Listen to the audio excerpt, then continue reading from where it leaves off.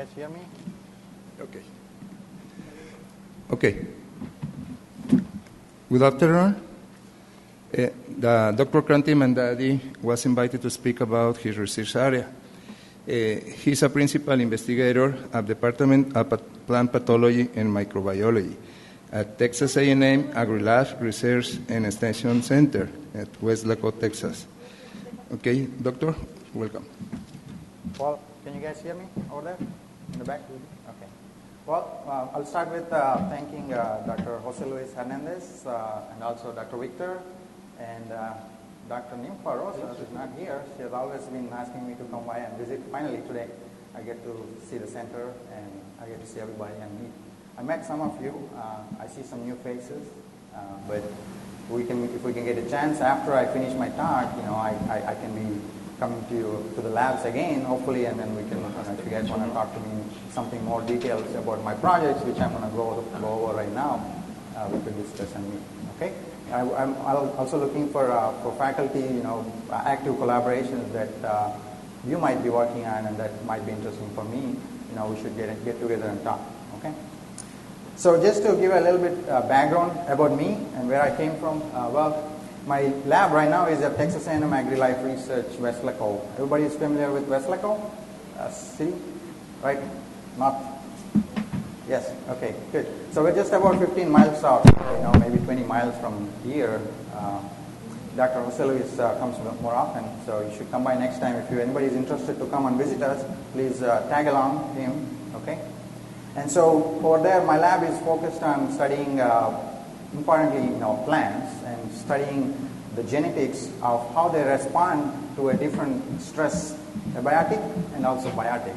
Okay, and we use a lot of plants. On the basic research, we use model plants. If you are familiar with models, we can do research quickly in model plants. But also, we translate the findings or the discoveries into crop plants that are important for the state of Texas and also U.S. and of course, being a neighbor Mexican, agriculture is also very vital for U.S. agriculture. So we work with crops that also overlap with Mexico. Okay. So where we are is Texas A&M AgriLife Research is a part of Texas A&M system. Okay. We are the research and extension center, much like this institute. You have research and also extension, right? So we also are a research and extension center, but in Texas we have 13 centers throughout the state. As you see here, we are right here in Weslaco, but there are also, depending on the different geographical locations of Texas, there is each geographical location, such as in the Panhandle or even West Texas or even up north here, we have different research centers focusing on crops that are important for that area. Okay, and so here we are, right here. And so we are part of Texas A&M system, but we also are sort of a state organization. So we have our own agendas, but we have the similar goals of Texas A&M, which is to, in addition to research and extension, we also train students. We also train both PhD and also master's level students. We work with the Texas A&M University. So if any of the students who are here would like to pursue their careers in United States, for example, you want to take a doctoral degree if you're a master's, Texas A&M is a good place, and you could even work with one of these centers, including Weslaco, with us in our program, okay, towards your degree. All right, so that's also, teaching is also a component for our Texas A&M AgriLife research. So again, I told you we work with different crops depending on the location. At Weslaco, we are interested in studying, or we are studying different crops, including, not all of them I mentioned here, but some of the most important ones are citrus, sugarcane, and also cotton. On the vegetable side, we also work with potatoes, tomatoes, and peppers. There is also other crops like spinach we are working on, but these are the main crops. And we're looking at a variety of, as I mentioned, biotic and abiotic stress responses in plants. And so we are looking at both, on the abiotic side, we work on tolerance to drought, understand mechanisms to drought, salinity, heat, and also a variety of diseases, including bacterial, viral and also fungal. It's a big, most of, I have heard so far, a lot of you are working on the pathogens, especially on the fungi and also microbial side.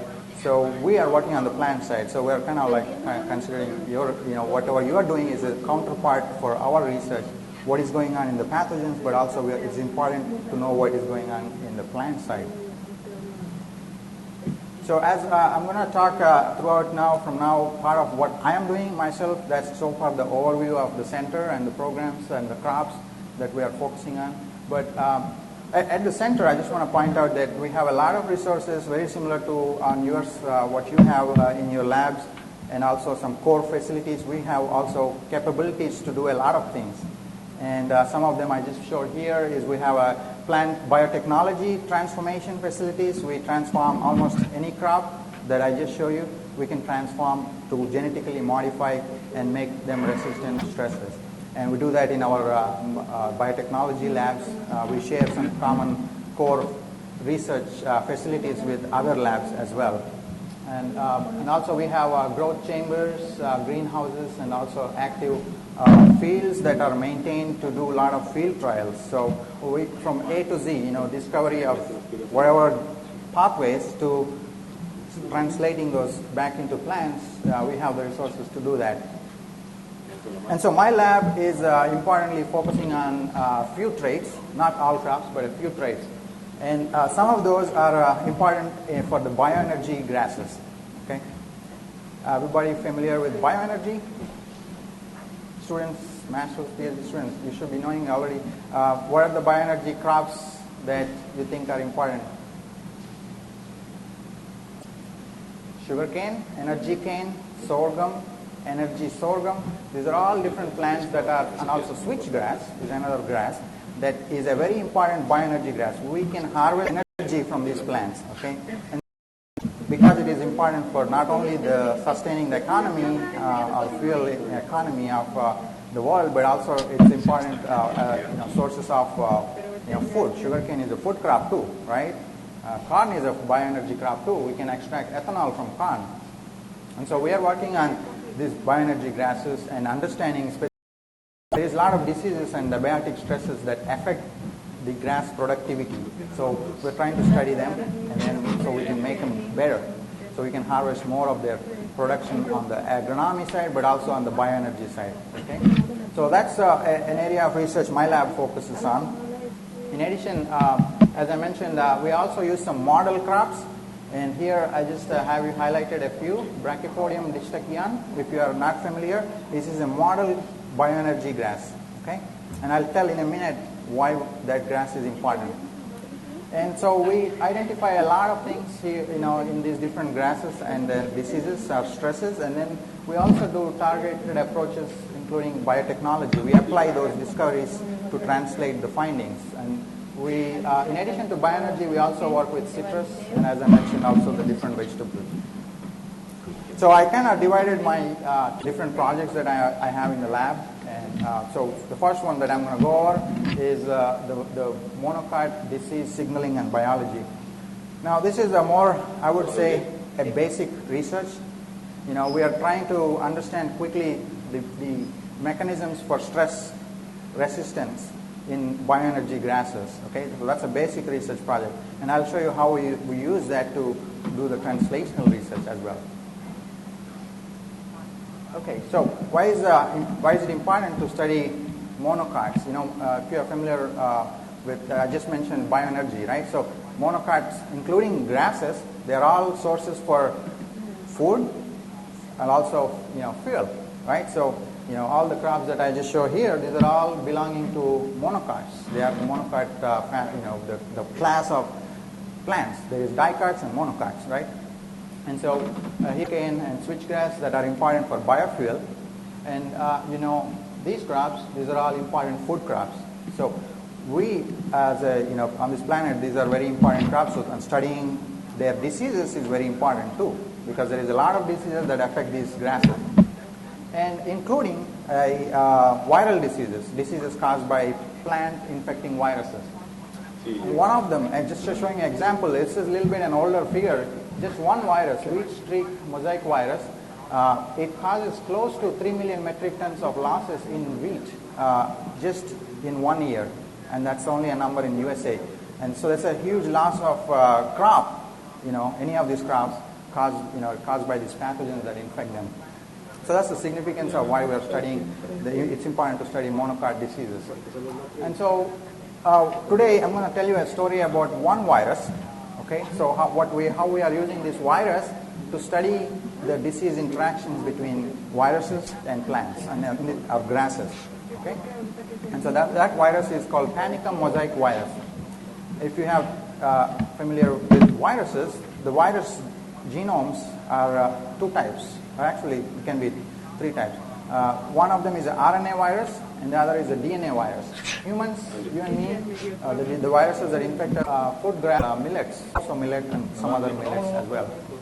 So this is an important virus. It infects all kinds of grasses, okay, and it's a small genome, so we decided to study this. The problem to study these viruses and their effects in plants is the plants, in this case the grasses, they are very hard to work with. That's why nobody works with the grasses. The field itself is not advancing because grasses are the most difficult ones to study when compared to other crops. Their genomes are bigger, they grow taller. You need a lot of resources to grow. Okay, the genetics to study grasses is hard. Even if you're familiar with working in corn, it might take 6 months to 8 months to just grow one crop, right?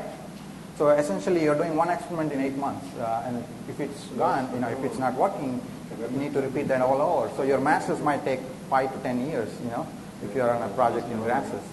So just to, that's the problem we have in grasses. So we came up with some alternative solutions to overcome this problem, and that's why we switched to using some model grasses. Okay, and if you just to mention again, model plants are important for discovery. So this is a model grass called Brachypodium distichion. Okay, in the United States we have an agency called DOE, Department of Energy. What it did is it promoted this grass as an important model grass for bioenergy related research in bioenergy crops. Okay, and so this happens to be a monocot, so it was very handy for us, and it's very close in the relationship to, for example, many grasses, which I just mentioned right here, which are also the host for the virus. So we decided to study this grass. Now you may ask, what is the advantages? So what is a model plant? Okay, so for students in the audience, so a model plant needs several requirements. In this case, it needs to have some certain qualities to consider as a model, and some of them are this right here. It's a very small plant. It just, you can grow as small as in my palm, just like this much. And then it can be, the seed life cycle is as short as 6 weeks.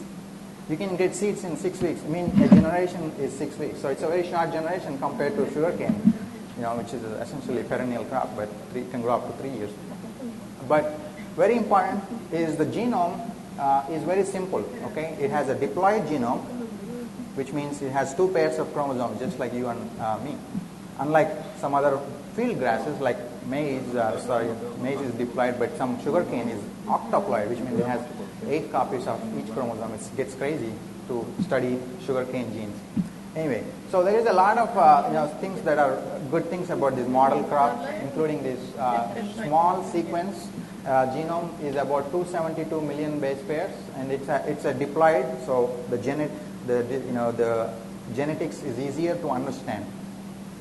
And also around this plant, we have a lot of resources that were developed by scientists like me and others, who wanted to make this as a model grass. So we make a lot of resources, including genetic knockouts for all the genes in this grass. Okay, we make genetic knockouts and we have them, so you can screen different candidate gene function in those knockout mutants. Okay. And also we have ability to transform the plant, so which is easy. In this case, it is important to test the function of a gene to transform a plant. We can do that very easily in this grass. It's very difficult in sugarcane or even corn. So we switched using this grass first to find out discoveries, and then we wanted to translate the findings to the other grasses. But the question is, the virus we are working with, does it infect this grass? I don't know at the time when I started, but luckily it does. And here I'm showing you a picture of the same virus, Kranthi mosaic virus, which infects switchgrass and other important grasses, but also infects brachypodium. And here is a healthy plant, we call it a moth. And here is infection with PMV. You can see the clear symptoms in stunting, a lot of chlorosis, which is not obvious here, but you can see here, a little bit deeper yellow color of leaves. It's an indication of disease symptoms. And you can see that also it's, this is a co-infection with the PMV and its satellite virus. Remember I told you after the satellite Kranthi mosaic virus piggybacks onto PMV. Basically, you can see that synergistic effect of those two viruses, how they symbiotically infect this plant. You can clearly see it by this even exacerbation or deepening of these symptoms. It's even smaller than this, and the yellow color of the leaves is even deeper. So it's basically this grass, yes, it is a host for the virus that we wanted to study. Okay, so that's an important step for us to achieve. After that, we also compared how these effects of the phenotype are to other grasses, which are the native host for this virus. Here I'm showing you an example of a pearl millet that is infected by PMV and PMV plus SPMV. This was done a while ago before we started doing this. And if you look at the symptoms, how they show up, the synergism that is present between these two viruses, it's so clear that here and here it's very similar, right? So that was also an interesting thing for us to know, because you don't want to work with model plants that the biology is so different than the actual host. So this experiment tells us that yes, you can study in this model the effects of the disease and the virus effects, because they are very similar to the field grasses and the native hosts of this virus. So it kind of supports the use of the model for this research. Okay. So from here on, I'm going to just go over some of the findings which are the discoveries which we made using this model grass, and how the virus itself takes down the plant by changing the plant, altering the plant physiology, the plant biochemistry, and the plant genetics. Okay, so I'll show you quickly what are the different experiments that we did. It's about 5 to 6 years of study from here on. So I'm going to skip on a few slides. We started with looking at transcriptomes of the plant, in this case brachypodium. What are the different genes on a global scale, genome-wide scale, changing during an infection? That was a starting step for us to say, okay, these genes may be important for disease or not. Okay, so that was the first thing we did. We used both trialing arrays, which are microarrays, but on a more complex scale, but also RNA-seq as our tools to do the transcriptome analysis. We do a lot of genomics and bioinformatics analysis towards this project. Essentially what we found was there are we identified several genes that are induced in different pathways of plant defense. I'm just showing you a few here that are induced, shown here by red arrow. These are different gene categories that are changing. You notice a big category here is protein phosphorylation. Excuse me. This is a class of proteins called kinases, protein kinases, that are important in plants to mediate signals to the plants how to respond back and fight to the pathogen. Okay, so those are important proteins. We found they were significantly induced, so they may be important targets for us to manipulate to gain resistance against these viruses. And so the same way we found several other categories, and some of them are shown here, and this is an example. Another one is a regulation of gene expression.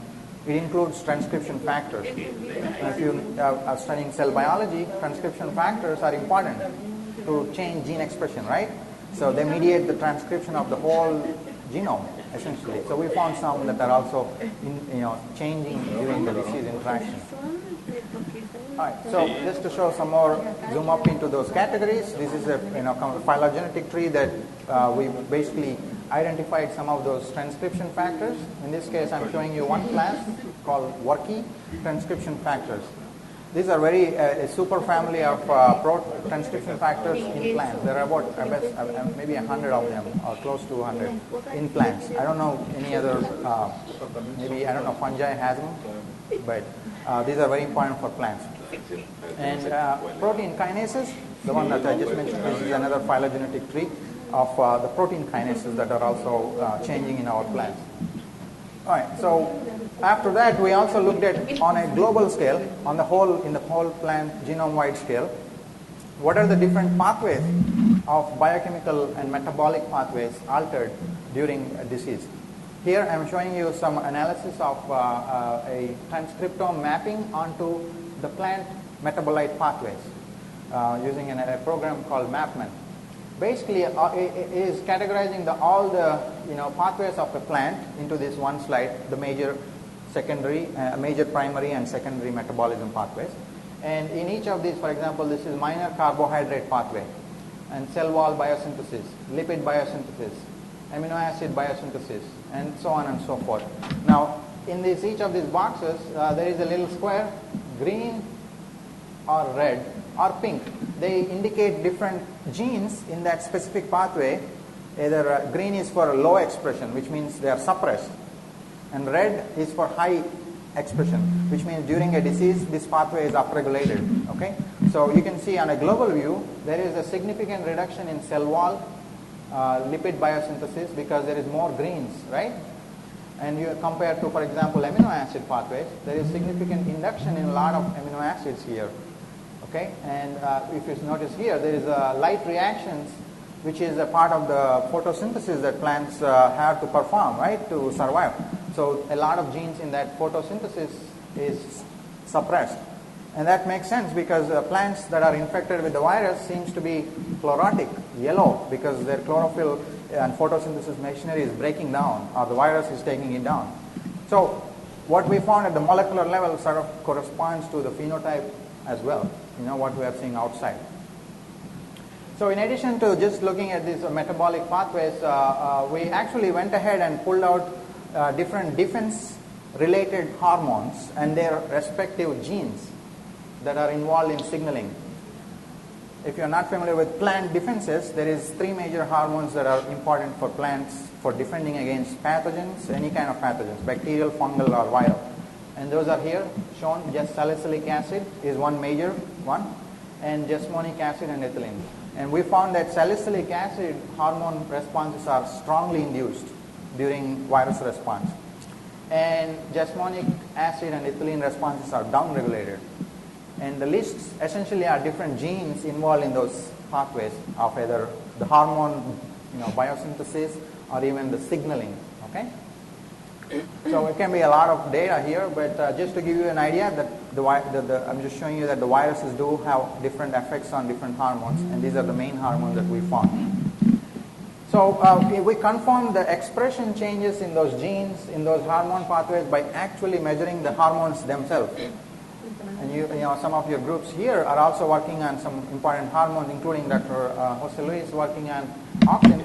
But we did find actually auxin effect of auxin. There is not much changes in auxin levels in these infected plants.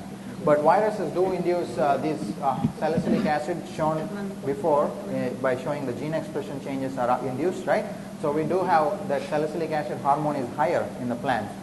And also cinnamic acid is a precursor of salicylic acid, and that is also induced. And jasmonic acid is downregulated.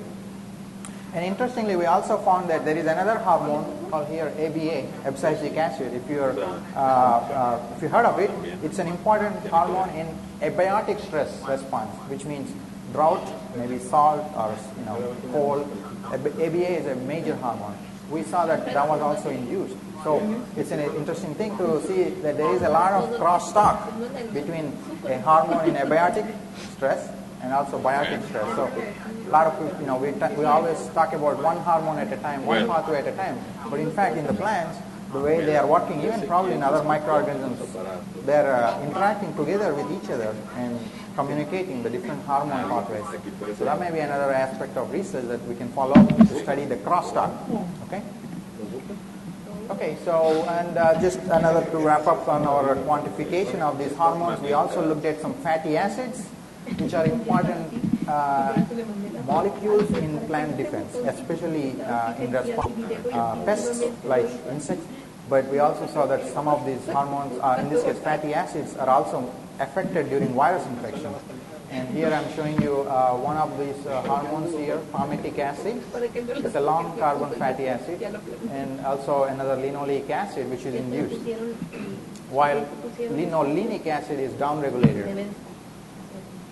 So, just to summarize, so far in just a short amount of time, 4 years, using brachypodium, we understood a lot what is going on within the plant, or in this case a grass, how viruses cause disease, and what are the molecular and metabolic and physiological changes going on during a disease. And so we think that we advanced sort of the area of this understanding, the monocot biology, by studying the model grasses and this virus as our main virus model. And I'm just summarizing all the things that we just talked about. The viruses, induce changes in salicylic acid defense hormones, and also jasmonic acid, and some reactive oxygen species as well. And there is a lot of gene expression, transcriptome level changes going on within the nucleus. A lot of genes in defense pathways such as PR, stands for pathogenesis related genes, are induced during the virus response. And this signaling transduction is going on in the plant with the help of a lot of protein kinases that are also misexpressed in our system. And this part, this is going on as the different plants is triggering these defenses. But virus is one step ahead. So it is able to hijack plant machinery and cause disease, by probably using one of the viral proteins as effectors. We call effectors that disrupt the interaction between basically plant machinery. The virus, they are viral proteins, in this case targeting the plant proteins, so they can take down the plant defenses. So we think these effectors are important for causing disease. Excuse me. So it's an important biology, right? We understood, but how do we use the knowledge towards improving crops, right? That's another important thing that I'm interested in. Being at Texanum, we're all interested in to improve crops. And so one of the things that I'm going to talk about in the next 3 parts of my talk is about the translational research, which we are trying to do by applying the basic discoveries that we find from an example that we just talked about in brachypodium. And one of the things is working in comparative genomics and identifying those important genes involved in the defense response, and using biotechnology tools to improve the different grasses. Okay? And so I'm showing you here one example of a project that we identified the receptor-like kinases, or the protein kinases that we just showed you in the transcriptome work, right? We can take one of these stored proteins and probably overexpress them, activate them in plants, and so that's what our goal is, to take one of these receptor kinases that are important for disease and manipulate them in the different field grasses. So essentially the basic knowledge we gain from brachypodium is being translated to the different crops. It's a lot of work to do a lot of crops, work with a lot of crops, so we started focusing our work of this translational research on mainly sugarcane and energy cane. Excuse me. And this is because, again, we grow sugarcane in the valley, Weslaco, and also because sugarcane and energy cane are important for biofuel. Okay, and we started basically. This is an example of an energy cane that is a very crop which has a lot of biomass. You can see how tall it is, as tall as the building. And what we are trying to do is transform sugarcane and energy cane with the different genes that I just discovered, and then these genes can be important for giving resistance to different kinds of diseases. They can be viral, but also they can also be against fungal and also bacterial diseases. And I listed some of those diseases that are important for us in the valley. Depending, and I don't know how much sugarcane is grown in Mexico, and what diseases are important, but similar things can be done in collaboration with folks here and to improve sugarcane and the crops in Mexico. And so we have also active collaborations with other faculty in the center, and I'm showing you a couple of them. Dr. Mirko and De Silva are my collaborators on this project to transform sugarcane through biotechnology, improve sugarcane with the different genes we discovered. Okay, so similarly, in a similar manner, we are also going after other crops. Okay, we have citrus is another major crop that we are trying to improve. And if you are, how many of you heard of this disease, citrus greening? You can just raise your hands if you heard it. Citrus greening. Who knows of citrus greening? Just aware of the name. 1, 2, 3. Hopefully everybody is awake there in the back. I see some people dozing off. Okay, so citrus is an important crop, and the diseases of citrus are important. And one of the major diseases is citrus greening. Okay, and it almost wiped off the production of citrus in Florida. And we are next. Texas is next, but it's also in Brazil. And I don't know about in Mexico the situation, but we are trying to come up with solutions to fight this disease. It's caused by a bacterium called Candidatus liberibacter. And the interesting thing about this is transmitted from plant to plant by an insect pest, and that is the pest called the Asian citrus psyllid. It transmits the bacteria from plant to plant. So we are working towards finding solutions towards combating this disease. And one of them is a genetic solution, which is through transgenic approach or biotechnology approach. And if you are not familiar with citrus greening, I had some slides there. It's almost everywhere in southern United States, but also mainly in Texas. We are the hot spot for the citrus greening disease. Anyway, so we are approaching this problem by coming with biotechnology solutions, and one of them is we take comparative genomic approach to identify antimicrobial genes in plants. Now I'm showing you one project that we have in collaboration with another scientist, Dr. Eric Mirko. We identified new genes from a crop that you are very commonly eat, spinach. We identified some antimicrobial genes, and we transform them into citrus, or activate them in citrus, and that through genetic engineering we achieve resistance to the bacteria. So it's a lot of biotechnology work. Again, as I mentioned, we have to do a lot of cloning of the genes and then transforming the citrus plants, in the in vitro, and then we have to test them, challenge them in the fields. And in fact, this is already a project that is ongoing with my collaborator, Dr. Eric Mirko, and I'm showing you here a field trials that are ongoing for one of these transgenic plants that is expressing the spinach genes. Here is on your left the transgenic, and here is our control, and you can clearly see the tolerance of this transgenic line to the disease compared to a control plant. And this is the only solution that, in fact, the entire world has at this moment for fighting citrus greening. And I'm glad that I had a collaboration with Dr. Mirko, that we are part of this, solving this problem at Texas A&M AgriLife. And hopefully in the next 5 years, we might have this crop it's going through the deregulation process. There's a lot of politics involved in regulation we have to go through before the plant is outside. That we could talk about that politics another time about biotechnology and GM, but it is an important tool that we have at this moment to fight diseases. In this case, is an example of citrus greening. Okay, so and with the last 5 minutes or so that I may have, I will talk about similar improvement or biotechnology that we are doing in other crops, including vegetables. I know we have a lab here, vegetable lab, so if they're interested to talk to me later, we could discuss in depth. But we are targeting multiple vegetables and multiple diseases. The main one that we have in the valley is this disease called potato zebra chip. Have you eaten recently, or maybe you this is something a kind of controversy, not controversy, it's not a lot of people agree. So if you look at these chips, these brown chips, these are the chips that you get when the bacterium is in the potato plant. Okay, when it infects the plants, accumulate a lot of sugars. Although the plant is stunted, it has more sugars that are starch that is present in the tubers. When you fry them, you end up with this caramelized sugars, and they show up as dark lines on the chip when you fry them. Okay, so that's not a pretty looking chip, right?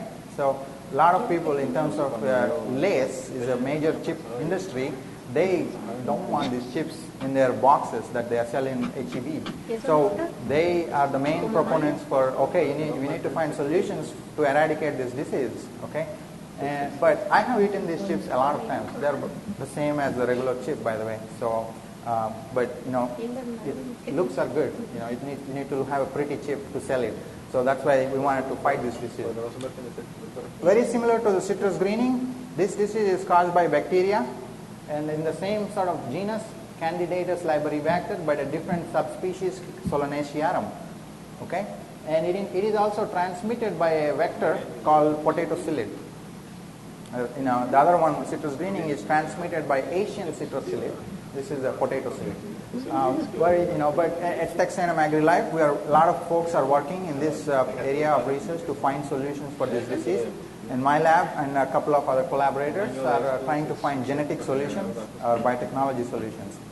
And what we are doing right now is essentially there is no genetic resistance in the cultivated potatoes for this disease, which means that all the potatoes that are growing out there, they are susceptible. Okay, and so what we are trying to do is find new sources of resistance in wild potatoes. What we are doing in my lab is essentially screening this wild population of potatoes. So what you're seeing is examples of different potato species. They all look so different from each other, right? They have different leaf shapes, morphology, everything, because they're wild. And they do have tubers though, okay? Small, not as pretty as potatoes, the ones that you eat, but they're small, tuber-bearing wild species. But the reason we chose this is because there is always important genes in those wild species that we can harness and identify and then utilize for our, actual, domesticated crops. Okay, so this is a project that is ongoing. What we are doing is now challenging these different varieties with the pathogen. Okay, and we are finding resistance in some of these lines, which means that the pathogen doesn't cause any disease. So those are the lines that we want to study further using genomics tools, and which I just described to you is similar to Brachypodium. We're going to do a lot of transcriptomics, metabolomics, proteomics to identify those genes that may confer or make them tolerant to this bacteria. That's the first step, right? So to identify, and that's what we're doing right now. So the idea is once we get them, we can use them towards the biotechnology approach, just like I showed you in the citrus. Okay. So that's all I got in terms of my program. We got basic research going on in terms of understanding plant disease and stress, but also at the same time we're trying to apply the findings into improving crops that are important to us and to the world. And all of this is not done by me. I'm just the face to the work, but the work is done in my lab by my team. We have a couple of postdocs. One of them just left. She's from Colombia, Carol Vargas.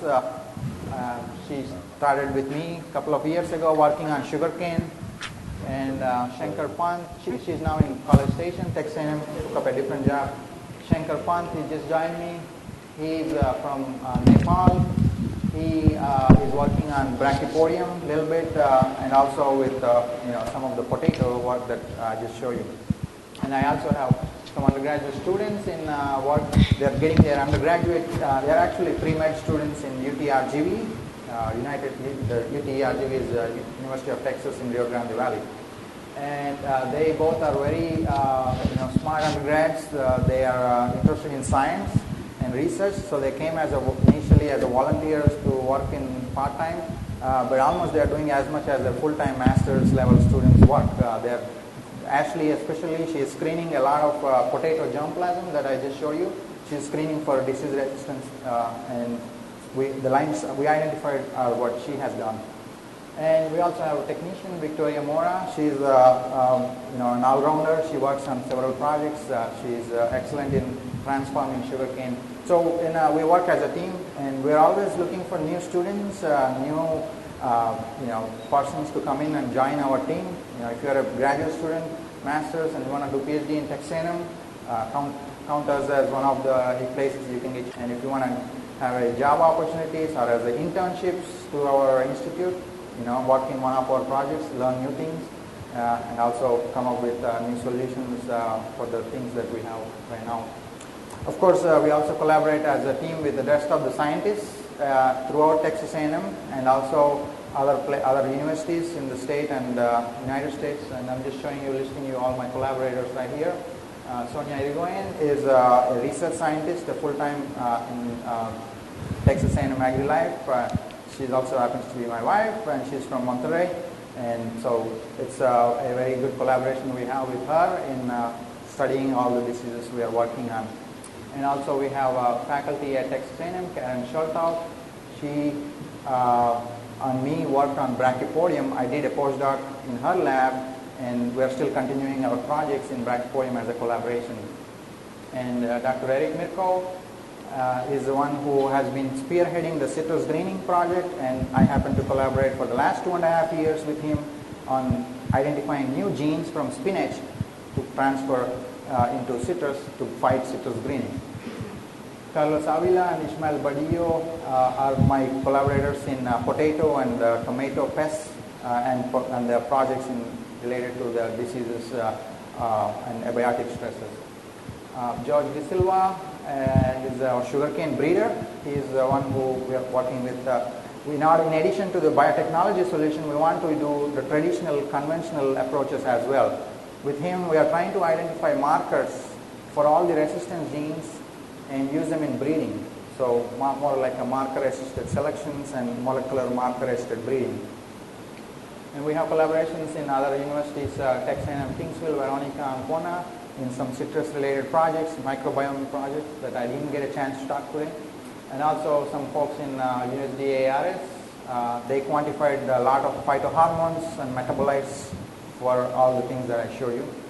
And we have program projects in potato with Dr. Kendall Hershey in Baylor College. We're trying to come up with transgenic potato that might be useful for delivering therapeutic microRNAs, which are an important way to fight cancer, but using fruits, in this case vegetables. And a lot of funding resources that so far I got lucky to get some USDA grants, and also Texas A&M AgriLife Research gave me some startup money to set my projects, and so far it's going well. But we always need more collaborations because there is too many problems that we need to work on. So I'm happy to take any questions, and I'll be around maybe for our next, we might go out for lunch, but we'll come back and see some more of your labs.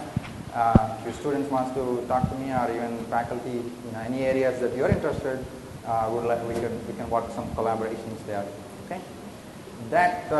Thank you very much for your attention and the invitation, and I would like to see you guys again in Weslaco if you can. And I can take any questions. Question?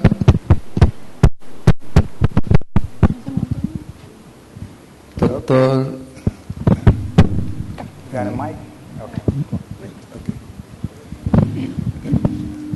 Okay. Apart of signaling proteins, what kind of genes are overexpressing to get resistant in plants against pathogens? What kind of genes are overexpressing?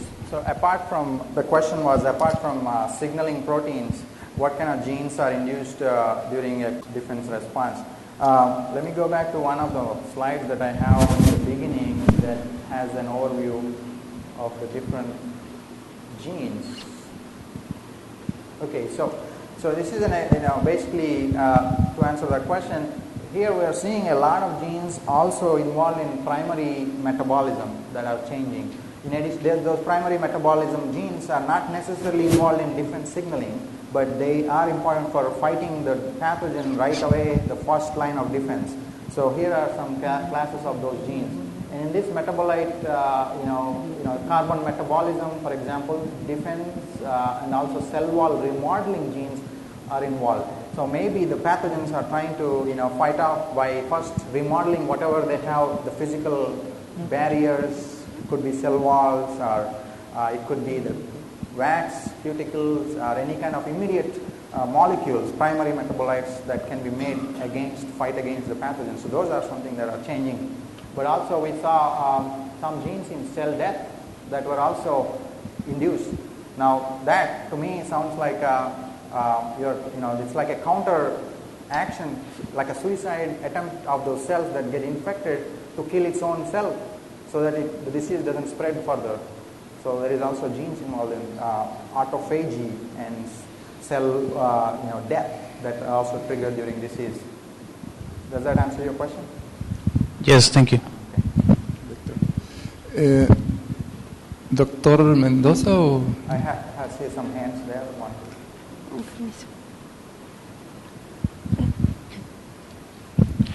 My question is in regard of this same. Among all those genes, with a very small virus, 6 genes, even 7 if the satellite is there, I think they may target very few major regulator gene.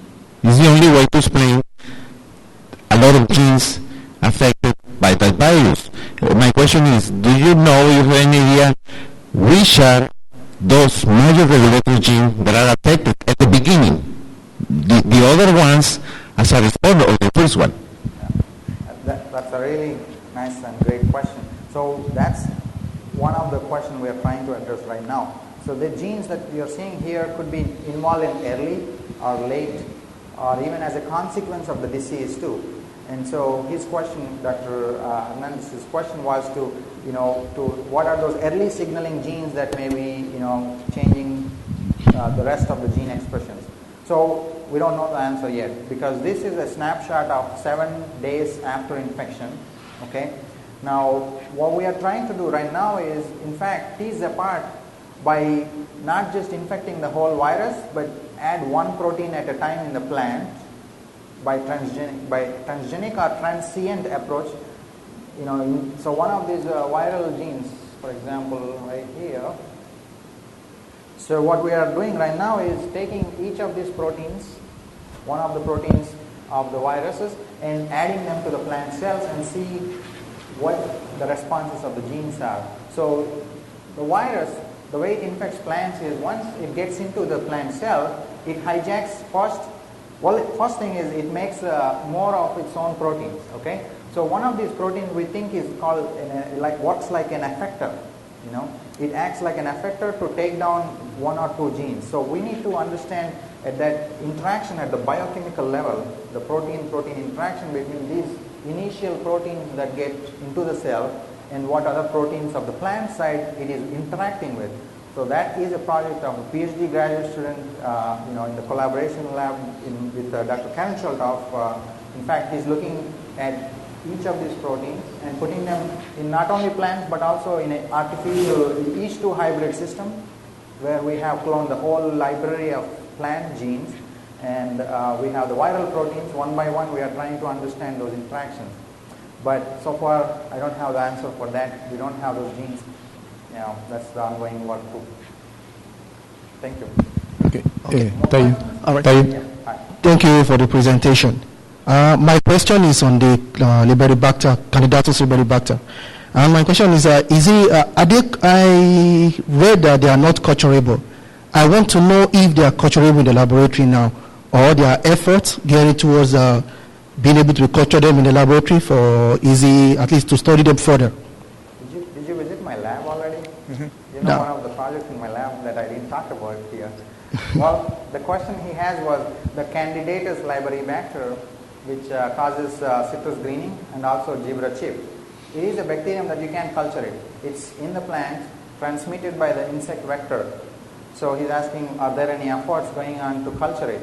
Well, there are efforts going on everywhere in the world trying to culture it, but so far unsuccessful. The reason is that bacteria, 99% are microbes in general, 99% of them are unculturable. The 1% are the ones that we are working with are culturable. So this is one of them. There is people working in other labs trying to culture it using artificial environment that can mimic the environment in a plant, cells or even the geography where it is. But it's only like partially, yeah, it grows for a day or two, You have a but question? not much. No? In my lab, we are also trying to work on that, and we have a project ongoing, which for the reasons of confidentiality, I cannot release any information, but we have came up with an alternate system to be able to propagate this bacterium away from the plants. Okay, I cannot disclose anything. It's an ongoing work as well as a provisional patent on this. But soon, the idea of this is to be able to propagate it will help us to study it more effectively away from the plants, quickly target different genes and able to deliver antimicrobials in this system, which is exactly what we're doing. Good question. But so far, no really Okay. a magic bullet that cultures this bacteria. None. Yes. No more, doctor? Doctor Mendoza.